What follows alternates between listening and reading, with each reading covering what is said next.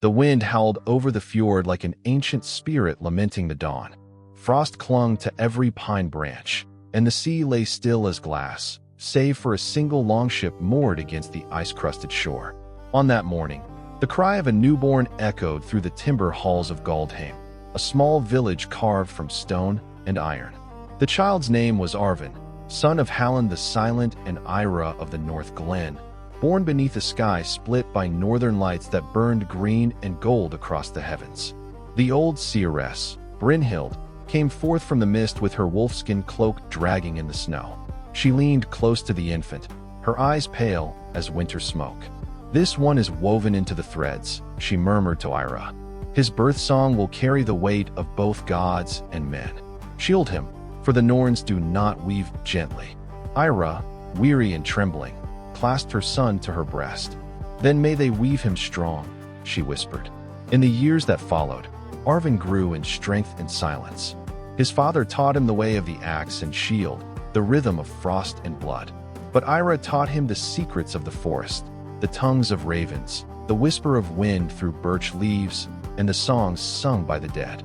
From her, he inherited something unspoken, something neither blade nor tribe could name. One night, when Arven was 12 years old, fires burned beyond the ridge. Raiders from beyond the sea struck without warning, their sails black as ash. Halland fell defending the gate, his last breath a curse hurled against their leader, a man who bore a serpent tattoo around his throat. Eira fled with Arven into the woods, their path lit by the glow of their own burning home. They hid among the roots of the world tree that night, and Arven listened to the screams of his kin carried on the wind. When dawn came, only smoke remained where Galdheim had stood. He knelt in the ashes beside his father's broken axe, the haft still warm from battle.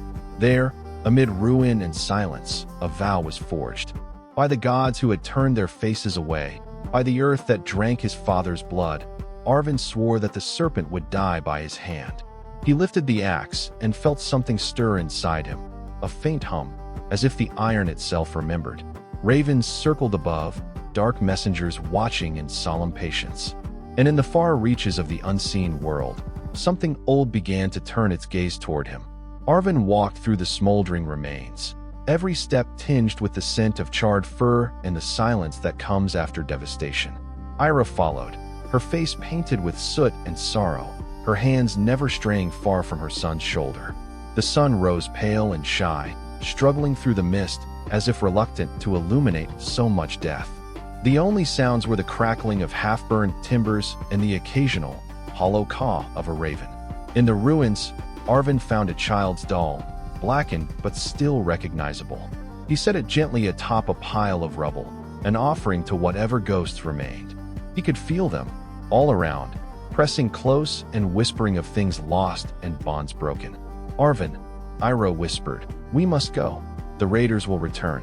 There is nothing left for us here." He did not answer at first, hands balled into fists around the scorched haft of his father's axe. Only when his mother spoke his name again did he stir, the pain in her voice sharper than grief. He nodded, and together, they pressed deeper into the forest, moving away from the smoldering memory of Galdheim. The forest grew denser with every step. Old pines arched overhead like silent sentinels. Eira moved with purpose, following animal tracks and secret trails she had known since childhood. At last, they reached the edge of an ancient glade, the ground tangled with moss and dappled in half-light. "We will make camp here tonight," she said. Arven gathered branches and leaves, building a shelter as he had been taught. He moved wordlessly, each gesture bearing the weight of promise and sorrow. When darkness sealed them off from the world, Eira sang the old songs, softly, barely more than a breath. The notes wound through the trees, drifting across the moonlight. Arven listened, feeling grief twist into resolve. The next morning, a stranger arrived. She came walking out of the mist, tall, broad-shouldered, her black hair braided with scraps of bone. Her eyes were the color of the fjord storm, and she wore a necklace of sharpened teeth. In one hand she carried a staff carved with runes, and at her waist hung a pouch that jingled with the metallic promise of hidden things. Eira rose and faced her, standing as tall as she could. "Why do you come, Skara?" she called. The stranger smiled, slow and dangerous. I come for the boy. The gods have spoken in dreams. He is the key to what comes next. Arven stared at her, gripping his father's axe tighter. Eira did not yield. He is my son. I will not let the gods have him so easily. Skara stepped closer, looking Arven over from head to toe. What burns in you, boy? What filled your ears as your home burned? Arven met her gaze, voice steady despite the fear that coiled in his belly. I heard the silence after. I heard my father's promise. Skara regarded him with something like approval. You will need that steel. She turned, beckoning. Come. Together, they left the glade, the forest swallowing their footprints. Eira walked at Arven's side, eyes bright with unshed tears. Skara strode ahead, parting thorns with her staff. The world beyond the trees was wider and stranger than anything Arven had ever imagined. They journeyed for days, crossing rivers clogged with ice and valleys shadowed by ancient stones. At night, Skara spoke of old tales. The trickster Loki weaving lies in the dark, the wolf Fenrir howling at the world's edge, gods and monsters locked in endless struggle. She told Arven that such stories were not only of the past, they echoed forward, shaping the fates of those still to come. On the 10th day, they climbed to a windswept hill overlooking a valley strewn with standing stones. Skara knelt at a runestone carved in the likeness of a serpent. This is the mark of Jarl Sigvar, the serpent of the north, the man who led the raid on your village. She faced Arven. If vengeance is what you seek, you must walk a path far darker and stranger than you have dreamed. The gods do not offer answers. They offer choices. Each one has a cost. Arven traced the grooves of the runes with his fingertips. The cold stone felt alive, throbbing, as if with a distant heartbeat. He looked up, meeting Skara's steady gaze. Then show me the path, he said. And if the gods have woven me for vengeance, I will not turn away. Skara smiled, sharp as a blade. Very well, Arven Hallinson. North and west, into frost and shadow, your fate awaits. They struck camp beneath the watching stones, and that night, Arven dreamed of ravens circling a burning sea, whispering riddles in a language he could not yet understand. The winds sharpened as they pressed farther west, crossing jagged ridges slick with old ice and fording streams swollen by the mountain thaw. Eira seldom spoke now, her voice reserved for quiet prayers beneath her breath, while Arven's thoughts swirled with memories of ash and loss. Skara led with tireless energy, pausing now and then to read the whisper of animal tracks, lifting her staff to point at distant landmarks lost to ordinary eyes. On the third night beyond the stones, they sheltered in a cave alive with flickering shadows. The fire's warmth brought fresh memories, Hallin's laughter at the hearth, the taste of summer ale, Eira humming lullabies too old for words. But sleep would not come easily. Arven tossed, restive with the sense that the world was holding its breath. Suddenly, a clatter of pebbles at the mouth of the cave snapped him awake. Skara was already up, her staff held low and guarded. In the firelight, a small figure resolved, a girl no older than Arven, her cloak ragged, hair a tangle of copper streaked with mud. Wild eyes darted between the three, and in her left hand, she clutched a cunningly crafted knife. Back, she hissed, voice thin and fierce. You have no right. No right. Peace, child, Eira said, hands open. You're safe here by the fire. No foes. The girl's gaze lingered on Arven, suspicious but desperate. At last she sank down with a shuddering exhale, as if the night itself weighed too much to bear. I am Astrid. My people are gone, taken by the men with the serpent mark. Arven felt a chill run through him. Skara offered Astrid bread, her expression thoughtful. You ran? Not many have the courage or luck for that. Astrid nodded mutely, watching the shadows leap across the stone ceiling. It seemed she fought to keep her voice steady. My brother, he saved me, hid me beneath the roots while they burned our longhouse. But he did not escape. Skara looked into the flames, something sorrowful flickering in her eyes. Then you have a place with us, child. Many roads cross beneath the same sky. As dawn broke, for set out instead of 3, the party descended the hills and entered a land of tangled woods and eerie mists, the very edge of the haunted Barrowlands. Within these ancient woods, Arven began to sense things that moved just at the limit of seeing. The hush as a deer fled their approach, the ripple in the grass where nothing physical passed. Once, by a ruined altar half swallowed by moss, he glimpsed a fox with a third eye gleaming in the center of its brow. The animal stared, unblinking, before vanishing as if into another world. "Spirits linger here," Skara warned. "Do not answer if voices call. Some are not of this world." That evening, as the sky churned with iron-gray clouds, they found themselves at the mouth of a great burial mound. The earth was heaped high, crowned with standing stones carved with snarling beasts. Skara stopped to lift her runestaff. "This place remembers violence and oaths unfulfilled," she said quietly. "We must cross the barrow. There are answers in its darkness." Torchlight pressed back the gloom as the four stepped inside, stones compressing the silence. The tunnel yawed downward, damp and cold, until they reached a great chamber lined with the bones of chiefs and the broken weapons of ancient wars. On the far wall, carved deeper than all others, was the serpent, a twin to the tattoo Arven had seen on his village's destroyer. He felt a strange pressure behind his eyes, as if the whole mound were breathing. Astrid gasped behind him, clutching his hand. Suddenly, the shadows shifted. A form peeled from the darkness, half man, half something older. Cloaked in rags and crowned with antlers, its voice was sibilant, neither living nor dead. "Who dares disturb the oaths of the sleeping?" Arven stepped forward, heart thunderous, father's axe clutched to his chest. "We seek the serpent, the one who wears your mark." The creature's gaze lingered long, then nodded toward Skara. "This road is wound with pain. Blood repays blood. To hunt the serpent, one must offer something in return." Skara bowed, producing from her pouch a vial of tears and a feather black as night. "The child offers sacrifice, old grief for new hope." The being considered, then gestured. "The way is opened, but each must face the shadow in their heart." As they pressed deeper, hallucinatory visions twisted Arven's mind. He relived the burning, the screams, the vow, saw flashes of Valhalla's golden hall, and dark omens in the eyes of circling ravens. He emerged finally into the dawn, exhausted but emboldened. Astrid beside him, Skara and Eira close behind. Arven felt a hand close around his destiny. The world outside the barrow was cold, but it was reborn. Their quest had truly begun. The serpent was not just a man, but a force tied to fate's root. As the first rays of sun pierced the fog, Arven lifted his axe and set his eyes to the far horizon, where vengeance and perhaps, one day, forgiveness waited. Beyond the barrow lands, the world changed shape. Mist-clad valleys gave way to fields of brittle grass speckled with frost, and pale rivers ran sluggish under watchful eyes of pine.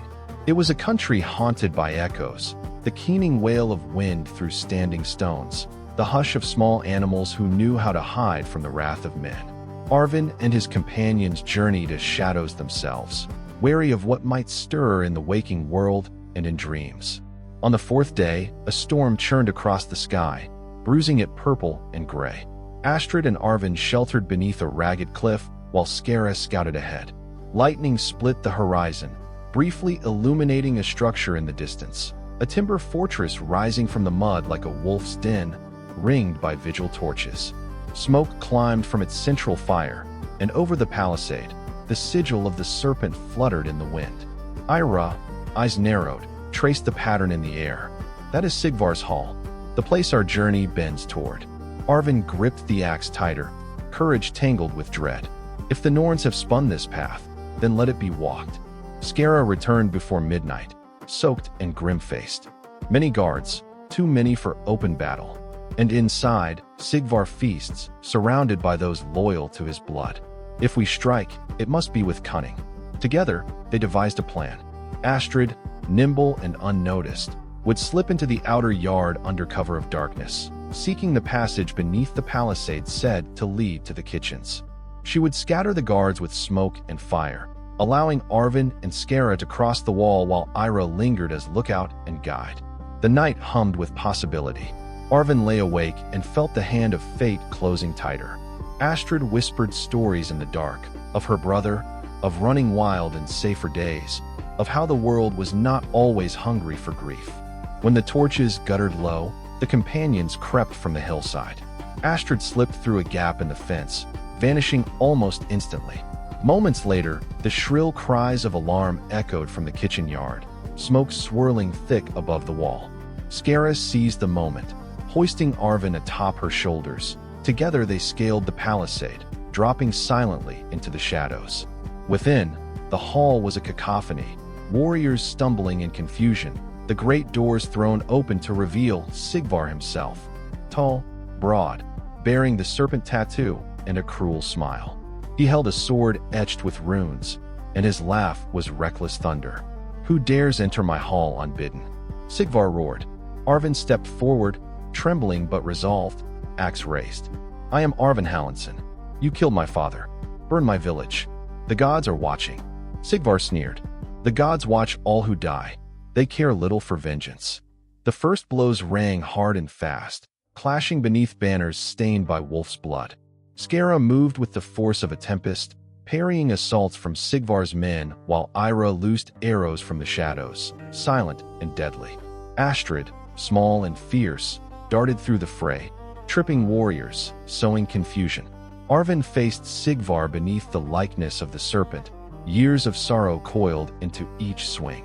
Axe met rune-etched sword, sparks scattering between them. Sigvar taunted, testing the boy's resolve, but Arven pressed on, his rage burning away the chill of doubt. In a final, desperate moment, Sigvar struck low, but Arven leapt, driven not by hatred alone, but by the memory of Hallin's laughter and Eira's song. His axe cleaved downward, splintering sword and bone. Sigvar fell, the serpent's tattoo slick with blood. The hall grew silent, warriors stunned. Skara held her staff high, voice ringing out. The old oaths end, a new fate begins. Arven stood shivering, axe slick, eyes wet. He had slain the serpent, but victory was heavy, filled with the ache of loss and the weight of new responsibility. As the storm eased, dawn bled gold across Sigvar's ruined hall. The companions bound their wounds and buried the dead. Over the ashes, Skara spoke the old prayers, and Eira's voice joined hers in mourning and promise. Astrid clung to Arven, eyes wide, her courage flowing into his own resolve. Their saga was no longer just a quest for vengeance. It was now a journey through myth, toward healing, toward discovering what lay beyond grief, and what stories they might shape in a world wound by fate and freedom. Arven spent hours staring at the new day, the sun rising over a land changed by blood. The hall was emptied of its old lord, but that absence pulled at the edges of the world, a vacuum hungry for echoes. Skara gathered the surviving warriors, many uncertain, many nursing wounds or lingering bitterness. She spoke firmly, her words weaving unity and warning. The serpent's head falls, but its shadow remains. Grief and ambition are not easily slain. They buried Sigvar beneath the standing stones, the earth salted and sacred. Ravens gathered in the branches, solemn as witnesses. Eira set a bundle of wildflowers upon the grave, tracing runes for safe passage to the other side. Arven felt neither triumph nor peace, only weight, a stone in his heart where the old oath had been. Astrid wandered the hall, finding Sigvar's treasures scattered, swords and shields, silver coins, the carved serpent throne. She found a scrap of parchment folded in a locked chest, the mark of a mountain clan, and orders for more raids. The matter was larger than their vengeance. A network of lords and warriors nodded beneath the icy roofs of distant lands. At dusk, a stranger arrived, a wanderer with eyes like honey and a speaking hawk on his shoulder. He claimed to be Thun, son of another clan, sent not as enemy but herald. The mountain clans move, he warned. They would swallow weak halls and scatter orphans for sport. The rumored death of Sigvar is a beacon. All who stand alone will be tested. Skara offered him guest right by the fire, weighing his tale. Thun said the mountain clans made alliances with old powers, the kind who could twist wind and river, the kind Eira called gods in wolfskin. Soon, choice would shape fate, stand as rulers, flee as hunted, or gather allies in defiance. Arven gathered his companions, Astrid, Eira, Skara, now Thun. They debated what to do. Some warriors wished only peace, but others burned for battle, longing to forge a new name where the serpent's banner had withered. Arven felt the pressure of leadership for the first time. hearing old men recall Hallin's decency, young ones promising to follow him if he claimed the seat of power. That night, as he brooded before the fire, a dream came on silent feet. A vast hall made of beams carved from the bones of mountains, tables laden with mead, gods and wolves feasting together. At the head sat not Sigvar, nor any mortal lord, but a woman with charcoal skin and a cloak stitched from crows. She leaned close, breath cold as winter. "Fate bends with your choice, Arven Hallinson," she whispered. "Strength alone does not hold power long, but loss is a sharp teacher.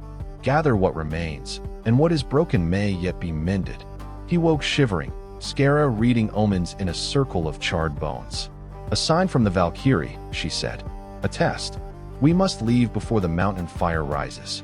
By midday, they assembled a band, those loyal to Hallin's blood, those who had suffered from raids, strangers like Thun, fierce and full of hope. Arven, young and trembling but resolute, claimed his father's seat, vowing to defend the land, to seek alliances where old hatred burned, and to chase the gods' riddles wherever they might lead. They left Sigvar's ruined hall behind, setting out across frost-capped valleys.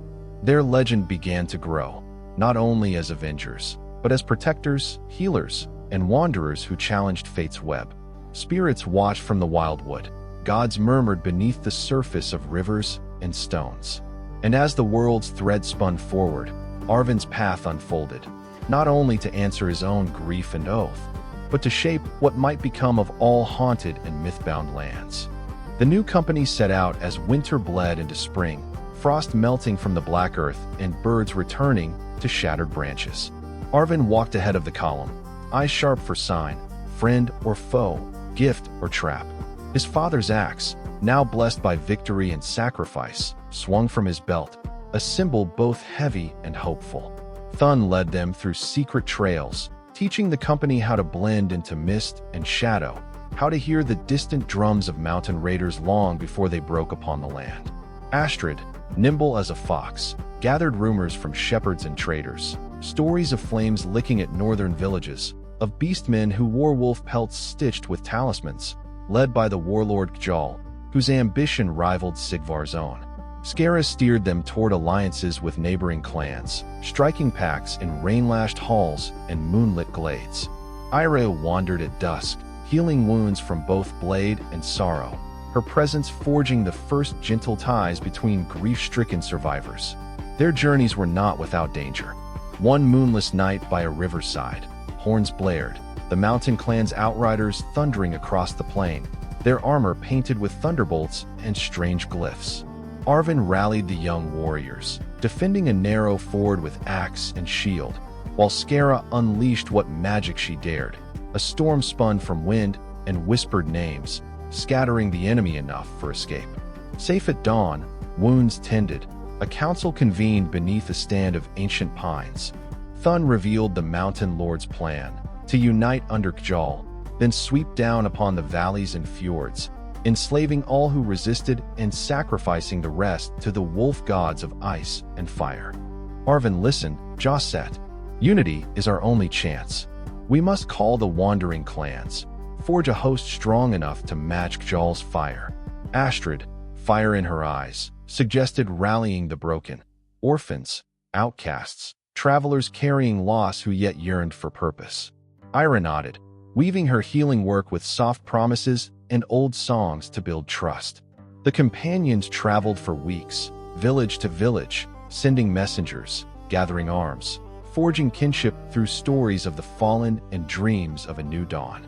Arven was restless, haunted by visions, rivers of blood, gods whispering in riddles, the shadow of the wolf flickering across moonlit snow.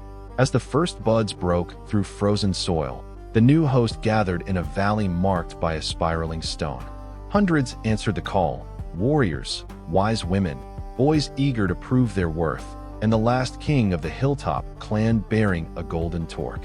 Skara drew circles of protection around the camp, chanting prayers to Odin and Freya. Astrid organized the scouts into swift companies. Gjal's host loomed at the far end of the vale, torches innumerable beneath a banner shaped as a snarling wolf. Arven stood on a rise, weighed by duty and hope. Eira placed a hand on his shoulder. Whatever happens, your father is proud. You have made legends from ashes. The dawn of battle was near. Spirits flickered in the dew, gods waiting for mortal choices. The saga was no longer about Arven alone, but about every vow, every wound, every dream stitched together from grief and resolve. The Great War of the Clans was about to begin, and with it, the next chapter of fate. The sun rose behind banks of mist, casting the valley in cold gold. Two armies faced each other, Arven's ragged host, a patchwork of survivors, outcasts, and oath-bound clans, against the dark wave of Gjal's war band, disciplined and drumming beneath the rippling banner of the wolf. The air itself shivered with anticipation, every leaf holding its breath as fate watched. Arven walked the line before his warriors, remembering each name, each story, those slain by Sigvar, the children orphaned by mountain raids, the proud old men and fierce girls alike. Astrid flashed a tight grin as he passed, blades glinting at her waist. Thun lifted a horn in salute, his hawk circling overhead. Skara muttered runes beneath her breath, weaving courage into silence. On the far ridge, Gjal appeared astride a black horse, helm adorned with antlers, eyes burning. He barked in order, the pounding of shields thundered in reply. In his shadow lingered men wounded half-mad, wearing wolfskins, their mouths stained with something darker than mead. As Arven raised his axe, a strange stillness fell. At his side, Eira began to sing, not a battle cry, but an old song of home and longing, the tune his father had hummed beside the hearth. The melody drifted over the field, seeping into the marrow of every frightened heart. And something ancient awoke. Clouds twisted into great wings. A shadow passed overhead, ravens swirling in a circle so vast, it seemed a portal between the worlds. In their midst, a single white raven cawed, its eyes burning blue as northern ice. Skara nodded solemnly. Odin's eyes upon us. The worlds are close. Gjal gave the signal. Horns blared. The first lines of shield-bearers crashed, iron against iron. Arven's defenders locking shields, their axes biting deep. Screams filled the air, the song of steel, the roar of lost fathers, the fury of broken women. Astrid's company slipped through gaps in the melee, flanking, turning chaos to their advantage. Skara strode among the lines, touching wounds with her bare hands, chanting to turn the tide. Arven found Gjal amid the clash, taller and harder than memory had made him, his wolf helm smeared with ash. Their axes met, blow for blow, thunderous and relentless. Gjal sneered. You think fate bows to you? I serve gods older and hungrier than you know, Arven answered. Then let them see what mortal hearts hold. The battle shifted. At the valley's edge, fires leaped high, spirits, conjured by war and song, flickered at the hems of both armies. Some fled in terror, others, caught by the fever of legend, fought with new ferocity. Thun's hawk darted in and out, blinding enemy chieftains. Eira's song turned to a fierce chant, and the white raven descended, beating its wings atop the serpent standard. In the storm of blades, Arven and Gjal tumbled to the earth. Gjal struck with inhuman strength, shattering shields, snarling as if possessed. But as Arven lay pinned, he glimpsed the faces of his companions, Astrid's fury, Skara's steady faith, the wounded but unbroken ranks behind him. With a cry that split the battlefield, he forced Gjal back, rolling free. They fought on their knees, warlords reduced to battered, desperate men. Gjal's axe bit Arven's arm, blood spattered the grass. With a final surge, memory and hope fueling him, Arven caught Gjal's axe arm, twisted, and drove his own blade into Gjal's heart. Time slowed, the air thick with silence. Gjal gasped, the fire fading from his eyes. The wolf will return, he whispered, collapsing beneath the shadow of his banner. A cry of triumph went up. The mountain host broke, fleeing into the mists. Arven's warriors stood among the wounded and fallen, dazed but alive. Over the field, crows gathered, 1,000 black wings, the world's memory. The gods had seen. The war was won. But as dusk crept in, Arven knelt amid the slain, feeling the scars of loss as keenly as any blade. Victory, he now understood, was not the end of suffering nor the answer to every question. Yet, in the hush that followed, The promise of renewal glimmered. His people gathered, voices hushed, already weaving the day's story into legend. The saga would not soon end. New threats and old mysteries awaited. But for this brief moment among friends, beneath a sky empty of serpents and wolves, Arven let himself believe in tomorrow. The valley bore the scars of the Great War for seasons after. Where once trampled grass and broken shields had marked the place of slaughter, now wildflowers grew, fed by ashes and memory. Arven walked often among these blooms, the bite of Gjal's wound a constant reminder that some injuries never truly heal. Peace took root slowly. Survivors from both fallen and victorious clans gathered beneath a new banner, the image of an axe entwined with a raven's feather. Arven did not rule as a warlord, but as a listening presence, trusting the wisdom of Eira, Skara, Astrid, and Thun as much as his own. With spring's arrival came change. Scouts returned with tales from the edge of the world, a sickness spreading along the rivers, livestock found eerily mutilated, and rumors of a pale rider glimpsed at dusk. Eira, whose dreams had sharpened since the battle, awoke each morning with visions of water running red and the sound of distant howling. One night, as Arven lay restless under the knife-starlit sky, Skara found him on the hill of stones. "The gods are restless," she said simply.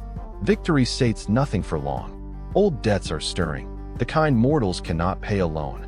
Arven wrestled with the disquiet. He had driven out the serpent and shattered the wolf, but the land itself was unsettled. The crops withered at their roots, storms rolled in off the sea, and the air filled with fleeting shadows. It was Astrid who returned from the village well with news. A stranger had arrived, draped in blue robes, eyes silver as the moon, carrying a harp strung with black iron wire. The wanderer called herself Rida, a skald and rune reader. She spoke of a curse set loose by violence and unrequited grief, a destiny woven before Arven's first breath. She played her harp and sang a prophecy that chilled every listener. Where the sun of loss has risen, and the serpent's fire has died, silent old gods watch from prison, longing for a door left wide.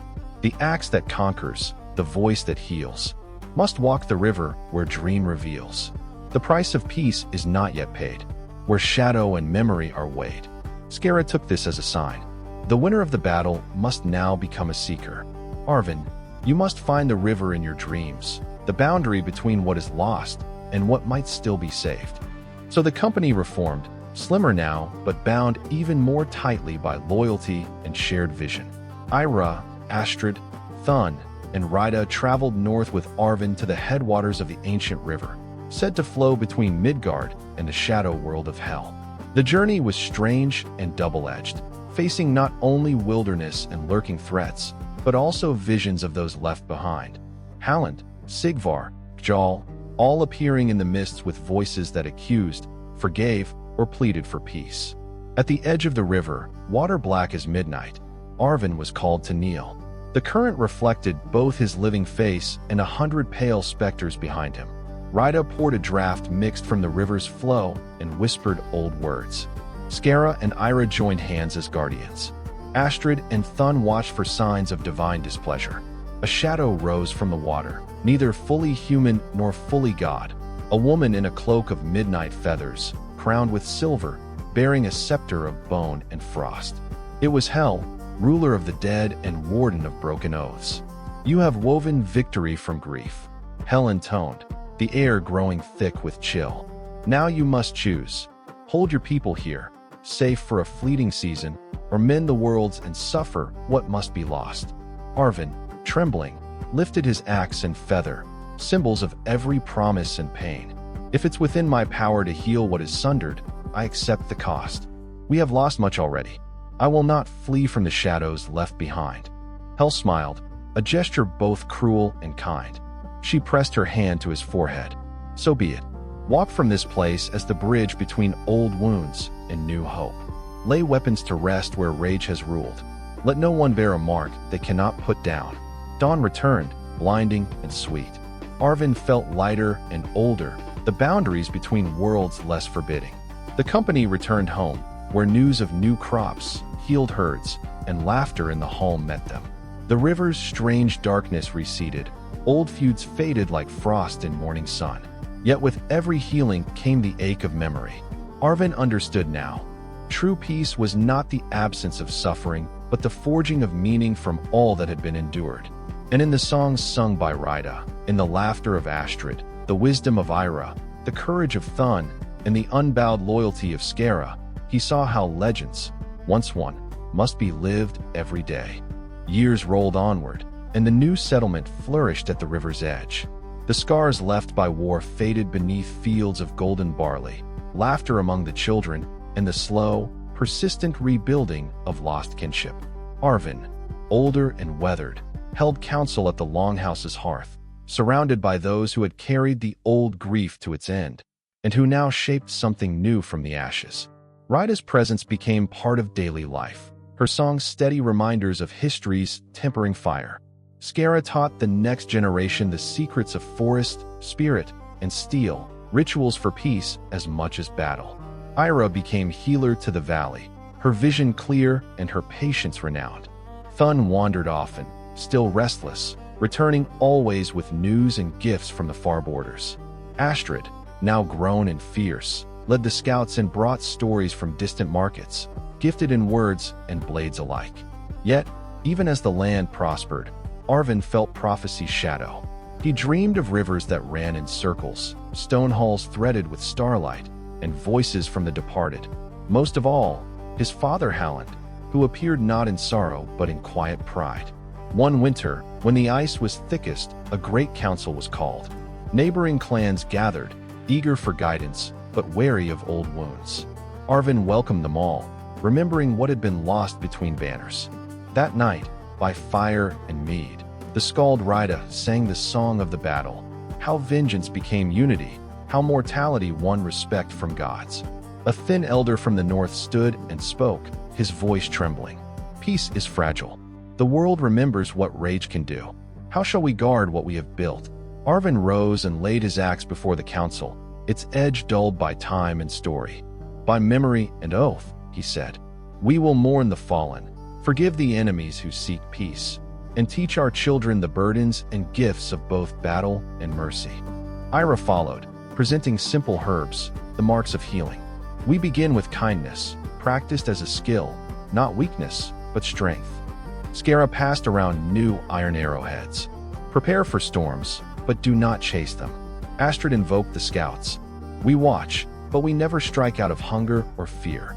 Thun clasped hands with visitors from every land. Friendship is the truest border. The council agreed their future lay not just in weapons, but in wisdom, fortitude, and the willingness to bend without breaking. In the weeks that followed, a festival bloomed at the river, dancing and music echoing across the valley. Children weaving cords and ribbons, elders telling stories in the long, golden dusk. The shadow of war receded. Rida's song overflowed, carrying the names of every lost and every found. Fields were planted, bridges rebuilt, boats carved anew.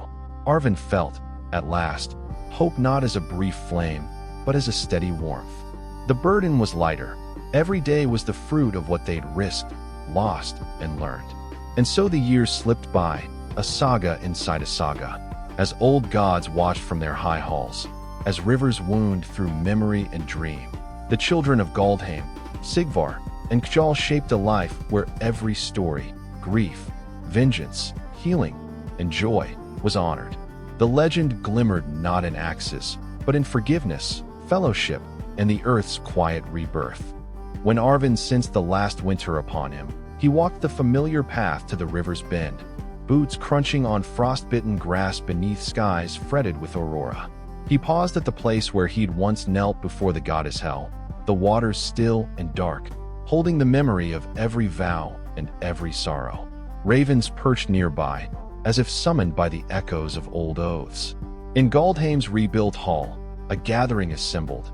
Eira, wise and silver-haired, hands calloused by years of healing. Skara, stoic and proud, watched over the forge and the forest alike. Thun, surrounded by grandchildren learning the peace after conflict. Astrid, now matron of the scouts, agile and fearless, her laughter easy and kind. Rida, whose harp rang with the tales spun from all their lives. Arven spoke quietly, his words gentle and clear.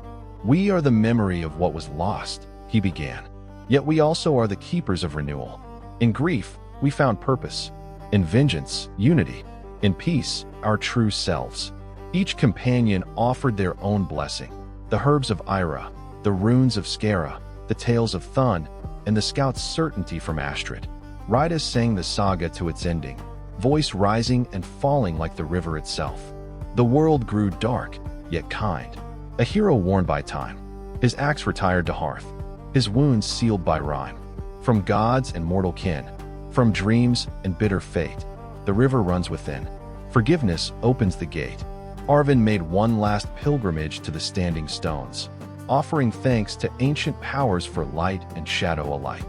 He laid his father's axe in the roots of an ancient pine, engraving a simple message: let the old wounds heal. Let new stories flow.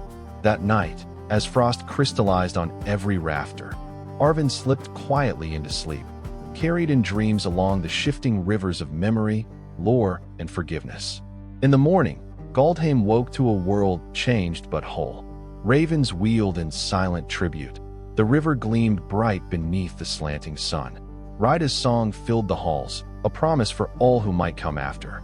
The legends of grief and vengeance had ripened to tales of healing, unity, and hope. The saga lived on, not just in memory, but in the hands and hearts of every mourner turned maker, every warrior turned healer, every lost soul welcomed home. And so, as the gods watched and the earth renewed itself, the final song rose clear and lasting, a hymn for all who survived, for all who learned, and for all who would someday weave new fate from the threads left behind.